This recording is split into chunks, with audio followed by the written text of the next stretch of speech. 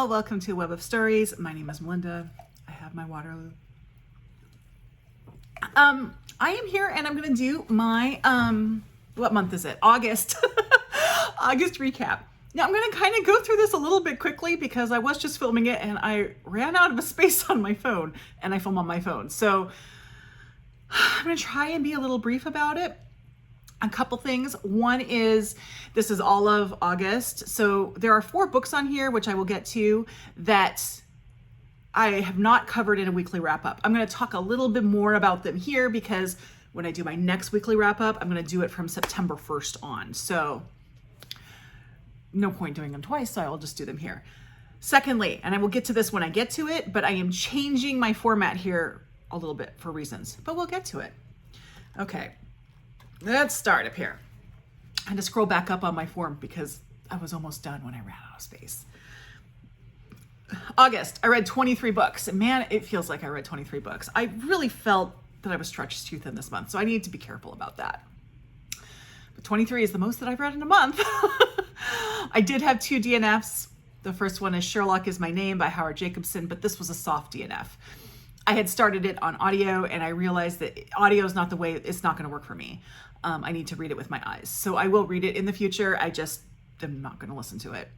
And the other one was Hearts of Horses by Molly Gloss. This was off of my e-reader. I'd had it for a while. It was historical fiction set in Eastern Oregon, but I'm not that interested in horses, gotta be honest. If you love horses, you'll probably love this book, but I was like, I don't need to hear anything more about horses. Okay, my average rating for the month is 3.8 stars, which is pretty good. My format breakdown, 10 were print, 10 were ebook, 2 were audiobook, and then I have 1, which was my Shakespeare play, which was tandem, so it was ebook and print book.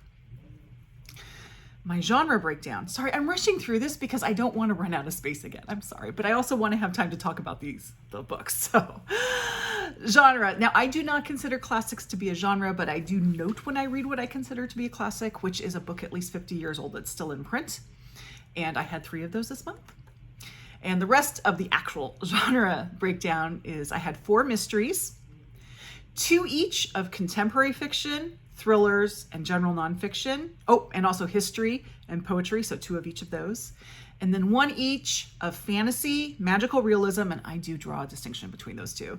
Romance, time capsule, which is a genre of my own creation, which is usually but not always a classic, where it was written about the time it was in, but then now it's like a time capsule of that time. So time capsule, horror, memoir, play, and 1 science fiction.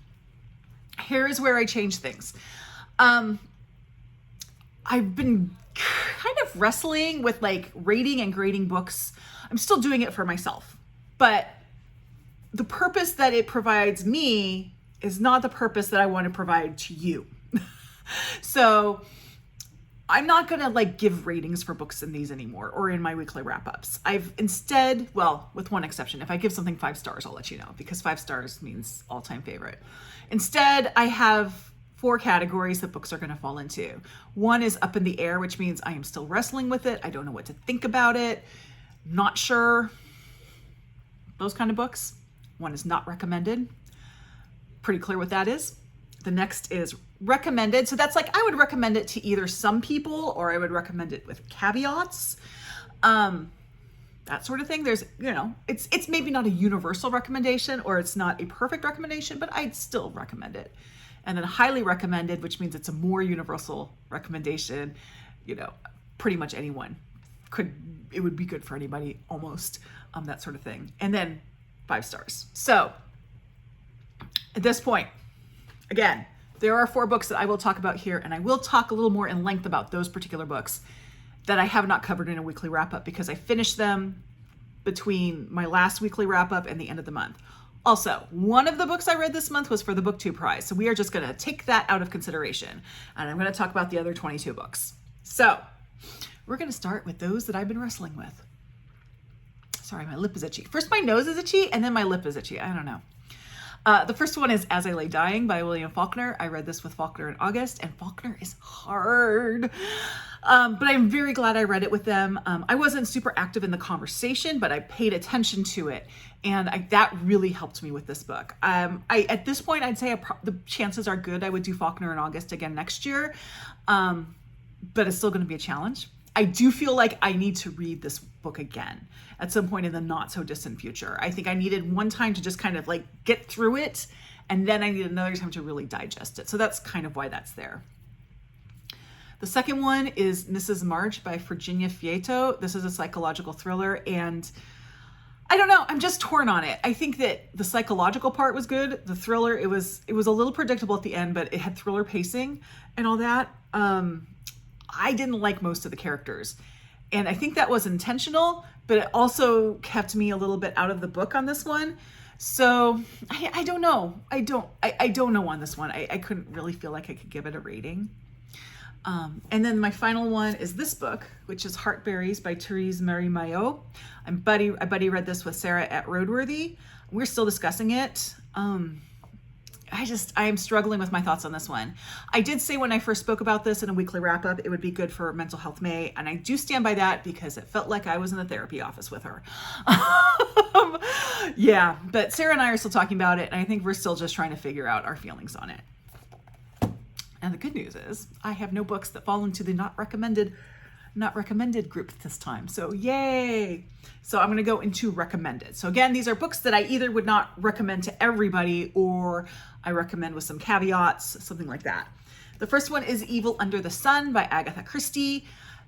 It's a good Agatha Christie. My issue with it was a little bit obvious. So if you want to do an Agatha Christie journey, as I am doing, I would front weight this one and read it earlier, because I think if you read it later, and this comes from the period that I'm in her reading, which is kind of like her high point. So it kind of, the defect to me, which was that it was a little bit obvious, really shown because the other books written around this period weren't like that. So that's why I think if you want to read this, read it before you read a lot of other Agatha Christie, because then it won't seem quite as obvious. But once you kind of know her tips and tricks, this one, and I think it's a fluke. I think it's fluky on that, but still, it was a little bit obvious. The next one was for my marginalized book group, and that's Elatsoe by Darcie Littlebadger. So this is a YA book with a lot of indigenous, but also other mythologies. It was interesting. Now, I first read Littlebadger's other book, which was A Snake Falls to Earth, which I loved. This one was a little more cluttered. It had a lot of stuff in it. And I was interested. I just felt like it was clearly a first novel. I think it could have used a stronger hand with editing, but I do think it would appeal very much to a younger than me reader, like someone who is a teenager or preteen would probably really like this book. So there you go. Elatsoe. I would say if you, as an adult, if you wanted to read Darcie Littlebadger, maybe A Snake Falls to Earth is a better choice. The next one, How to Raise an Antiracist by Ibram X. Kendi. This is a great book if you have very little children or are expecting children. I have teenagers, so it wasn't that this was bad. It's just that most of the useful information is for much younger kids. There is information for teenagers, and some of that was useful. Ibram X. Kendi is a parent himself, so for the younger part of the book where it's about younger kids, he's talking about his experience as a parent. But when you get beyond the age of what his daughter was when he wrote this, it's him reflecting back as an adult, which is not a parenting thing. So yeah, that's my only thing about this book. I think that for it really to be useful, you want to have it when you have younger kids. Also, do not get the audiobook. He narrates it himself and he should not. Okay, then I have The Heart Principle by Helen Hoang. This is a romance, and romance hasn't been speaking to me. I read this to fill out a thing on my Powell's thing and also to get it off my shelf. And I enjoyed it. It just, romance isn't really speaking to me right now. There was some controversy when this one came out because some people said it wasn't a romance because it didn't have a happily ever after ending. Now it's true. For it to be a romance, it has to have a happily ever after ending. The issue is, what is a happily ever after ending? That doesn't mean the book has to end happily. It means that the two romantic characters have to have a happily ever after ending. Not a spoiler. This is a romance. You get that. The ending, there's still sad stuff. That doesn't make this not a romance because it still has its HEA with the characters. So there's that. My issue with this is I felt like the pacing was a bit off. You know, there's certain steps in a romance novel that you have, and they came at weird times, and it just little things like that might not have bothered anybody else, but they kind of stuck out to me. So I would recommend that, but it's not great. I think I actually I don't know if I preferred her other ones better. I think I like the story of this one better, but I think her first two, which were The Love Quotient and The Bride Test, I think they were better written. I just think this is a better story. Okay, then I have, and this is a hard one, I have The Devil's Bed by William Kent Krueger. So here's the thing. If you like political thrillers and you've never read William Kent Krueger, this book is for you. You will love this book. If you don't like political thrillers, this isn't a book for you. But if you have read a lot of William Kent Krueger, you may have trouble with this book because this is a lot darker than his other books. There's a lot of things that you get in his other books that you don't get here. Now, as someone who loves William Kent Krueger and has read all his books, this is my least favorite of his books. So I got to be honest. I think that it's just he tried something different and it didn't work for me, and that's fine. But it's not my favorite of his books. But I think that for some people, it would be a really successful book. Okay, the next one. This is one where the book is great, but it's super niche. And that is Tribal Histories of the Willamette Valley. The Willamette Valley is basically where I live. I'm like in the next valley over, but I grew up in the Willamette Valley. So this is local history for me. If you are interested in the history of the Willamette Valley, this is your book. This is the only one there is. So you got to have it. But it is good and it is interesting. It's not going to appeal to a lot of people. I found it fascinating, but I also am super annoying when we're driving down I-5 pointing out historical facts, as my Girl Scout troop can tell you because that happened last weekend. But yeah, just a super niche book. So I would not widely recommend this unless this specific topic is something that interests you. Okay, so the next one I'm not going to talk too much about because this is my Shakespeare one and it is Cymbeline. Putting this out on Tuesday, the 3rd of September. On Wednesday, the 4th of September, I will be talking about this book in that video. So for time, you're just going to hold your thought and you can see it in the next video. And if you're not interested, but you want to see me do the Shakespeare tag, I also do that in the next video, but I will put a time jump so you can just totally skip Cymbeline. But it's in the recommended, but maybe with caveats. And then I have a short story single. It's called The Bookstore Wedding by Alice Hoffman. This is the second in her Once Upon a Time bookstore series. The first one came out a couple years ago and I enjoyed this. I'm sorry, my nose is itchy. It's, a nice little story. My one complaint is she spends a lot of previously on in a short story. I mean, I don't even really like that in novels, but in a short story, it's very annoying because it's a short story. You want to, what's up my nose? And you want to just get on with the story.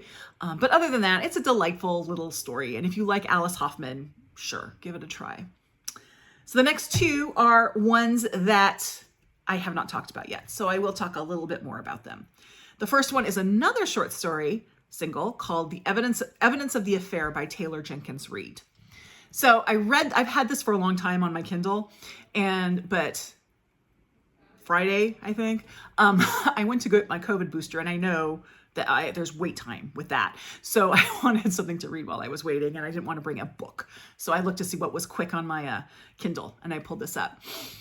I know people love Taylor Jenkins Reid and I don't dislike her. I just don't have the TGR fan gene. It just, I've read some of her other books and they were fine. Seven Husbands of Evelyn Hugo people love. I liked it okay, sort of thing. And so I'm not tempted to read her other books. I just don't have the gene and that's fine.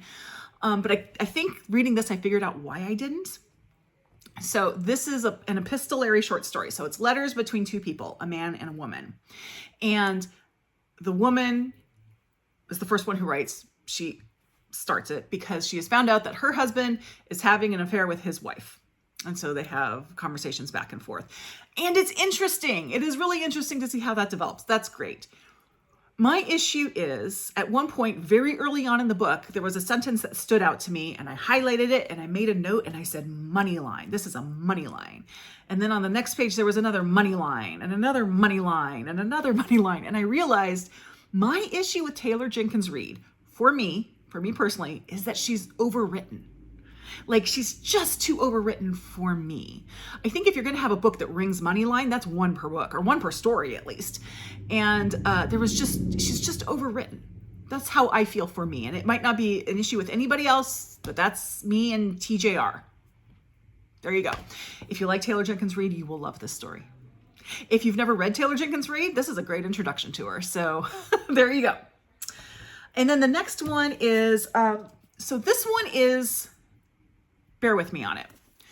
This is in the recommended, but with caveats. This is the Red Convertible with Louise Erdrich. So my caveat on this is nothing that's inside the book. It is the book itself. If you've never read Louise Erdrich and you aren't familiar with her, I do not recommend picking up this short story collection and just reading through it. Because this is from, 1978 to 2008. So 30 years of writing. And you do see it is chronological. And I think that really to appreciate that, you need to have some knowledge of Louise Erdrich's writing. Now, stories in here, like any short story collection. Some are good, some are not so good, but whatever. Sorry, my nose is so itchy. If you want to pick this book up and just read a story now and then, kind of read around however you want in it, perfect. Go ahead and do that. I'm just saying, this is not an entry point to her if you want to read it from cover to cover. Something that's really interesting about this book, there are at least 2 stories in here towards the end that are clearly the genesis for 2 of her novels. And I know that because they have the same titles. One is The Painted Drum, which I've not read, so I can't really speak to it. I just know that's the case. And the other is Future Home of the Living God, which I have read. And the story has the same characters, and it has kind of a setup that you might see in that book. But it's clear it's clear that this was sort of like the germ of an idea, and then she took it to develop it into something else. So if you've read The Painted Drum and or Future Home of the Living God, I would recommend at least reading those stories just for the experience of that. So that's my thing with this one. The stories are great. Louise Erdrich is great. It's just not an entry point if you like to read collections straight through. Those were my recommendeds. Now we'll go to my highly recommended. So these are more, this was great, everyone should read it sort of thing. The first one is All That's Left Unsaid by Tracey Lien. This was from my library book group. And it's a mystery-ish, like it is a mystery, but it's more of it's a mystery is sort of the frame upon which the story is written. It's about a Vietnamese family that were refugees to Australia. So it's set in Australia.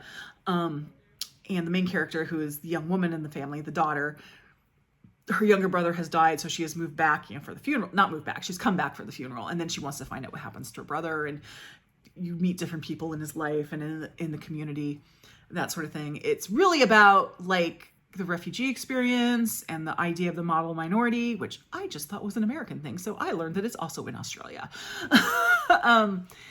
Beautiful book. It reminded me a lot of Wandering Souls by Cecile Pinn, although that one is a little bit more emotionally gut-wrenching.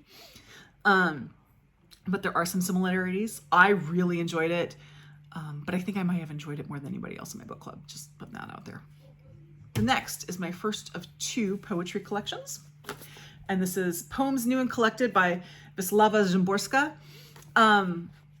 She won the Nobel Prize for Literature at some point in the past. I'm not quite sure what year. It doesn't say. It just says winner of the Nobel Prize for Literature. And these are poems from 1957 to 1997. Again, like the Louise Erdrich stories, chronological. They are translated, which is just something to keep in mind. It's not a read it or don't read it because of that. Just keep it in mind. I really enjoyed these poems. They were easy. They were accessible. She had interesting things to say, and because it is chronological, you can kind of see the effects of history through it, which was really interesting. I may have pushed myself a little bit with this one because I wanted to finish it to put it on my Powell's Bingo Square.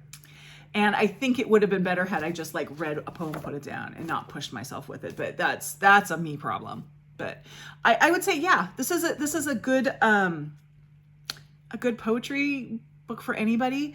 I am not like, book chat with Pat there, she knows her poetry and she loves poetry and she does all these wonderful things with poetry. And I love that. I'm not as far into that with poetry, but I do like poetry. And so this was good for me. Okay. Then I have the second of 3 William Kent Krueger books, and that is Spirit Crossing. So this probably should have gone in the other group because it does have a caveat on it, which is a pretty big one. This is the 20th Cork O'Connor novel, and it's the caveat is it's the 20th Cork O'Connor novel, and you kind of need to start from the beginning. But if you've been reading Cork O'Connor, which you should because it's a great series, you're gonna love this book. I thought it was a really interesting story. He does tackle things like the disappearance of Indigenous women and, how the disappearances of different women are handled, things like that. It's a very emotional book. My only complaint was I felt the cast was a little bloated. There were some characters in it that you just didn't get a lot of real estate because there were so many characters, but that's kind of a minor thing. Okay, then I have a buddy read that I did with Angela at Andy Hart's Books. It's not a channel, but she's a commenter. You've seen her in my comments. And Maria Andrea at Books and Bocadillos, and that's Clara and the Sun by Kazuo Ishiguro. You think I'm having trouble talking now? Wait till I get my next book. I really enjoyed this. So I read 3 Ishiguro books, and it's been a long time between each one. The first one was Remains of the Day, long time ago. And then I read Never Let Me Go shortly. It was not out in paperback when I read it, so whenever that was. And then this one. So it's hard for me to compare them with the other books, but I do kind of feel like, and this might be a bit recency bias, this one is my favorite. It has a lot of philosophical things to think about. I do think it's a lot more upfront than Never Let Me Go is, and I don't want to say anything more than that for the sake of both books. But yeah, I really enjoyed it. It was Clara and the Sun. Okay, the next 2 books. Oh wait, I skipped one. This is a good one too.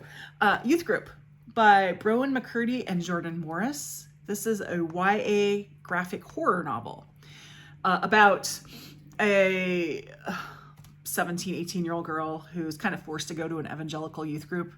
She makes a deal with her mother, like, go to this youth group and then you can apply to colleges on the other side of the country. She doesn't really want to be there, but 2 of the people kind of like are really eager to be her friend, and she's like, yeah, whatever. But then it turns out they're demon hunters, and there's other demon hunters, and there's something about her that's special. It was fun. It was a good break from a lot of the other reading I was doing. As I said, I felt a little overextended this month. This was a nice catch your breath sort of book for me, but I enjoyed it. I really recommend this one. Okay, now we're getting to the next 2 books I have not talked about, so I'll talk about a bit more. This is my Historathon for third quarter Historathon 2024 book, and this is The Young Queens, 3 Renaissance Women, and the Price of Power by Leah Redmond Chang. So this is about, and this is what I have trouble saying, Catherine de Medici. I'm going to call her Catherine or Medici. I don't know. I'm going to slaughter her name. I don't know why it doesn't work with my mouth. Catherine de Medici, Elizabeth of Valois, who was her daughter, and Mary Queen of Scots, who was her daughter-in-law, but was also raised with her children. So like a daughter. Now I have a degree in history, and I have a degree in English medieval history. So I came into this with a fair amount of knowledge. I know Mary Queen of Scots. Like, I will say I didn't learn anything new about Mary Queen of Scots, and that's okay. That's okay. I didn't know anything about Elizabeth of Valois, so I learned a lot about her. Not that she's not that consequential, honestly, but I didn't know anything about her. And I had everything that I had read about Catherine de Medici. She'd been painted in a certain light, which was, she's like a godmother, like character who's political game maker, very politically savvy, kind of a cutthroat, power-hungry woman. That's not the way she's portrayed in this book. And Chang does a great job of portraying, I do believe that this is how she was, not what I was taught before. She's a woman who desperately loved her children. Motherhood was everything to her. Yes, Yes, she did the wedding bargaining and married her kids around, but that's what was done then. That was what was expected. That's what was done. Yes, she brokered weddings for her children. Yes, she served as regent at least 2 times. But she did, well, she was regent because her kids were underage, but when they were king, but she did it to protect her children. She could have had someone else be a regent, but she did it because she wanted to protect her sons. So she did have the political power and she was aware of that, but everything was for her children. And that is so much more believable than anything I was taught about her before. So I really enjoyed it for that, for the Catherine de Medici part. I do have one little complaint about this so you cannot tell the story of Mary Queen of Scots without including Queen Elizabeth, who's called Elizabeth Tudor in here, which is very weird to me, but whatever. I think that's because Elizabeth of Valois is also a Queen Elizabeth. She married Philip II, who had previously been married to Queen Elizabeth of England's sister. Yeah, it's a whole thing. Anyway, I'm going to call her Queen Elizabeth, even though she's called Elizabeth Tudor in here. So you can't tell Mary Queen of Scots' story without her. But Chang does this thing towards the end of the book where she starts to kind of equate or tie Catherine de Medici and Queen Elizabeth together in a way that doesn't work. For one thing, they are not of the same generation. So Queen Elizabeth is roughly the same age as her cousin, Mary Queen of Scots. They're the same generation. But also, this whole book, Catherine de Medici is defined as being a mother, which is a very fair, great, yeah, I have no problem with that. She's defined as being a mother. I buy that. But then to try to tie her with someone who was defined by not being a mother didn't make a lot of sense to me. Plus, all this was introduced in basically the last act of the book, which seemed very strange to me. So this might just be a me thing, but that was my one issue. Now, as I said, I came into this book with a lot of knowledge.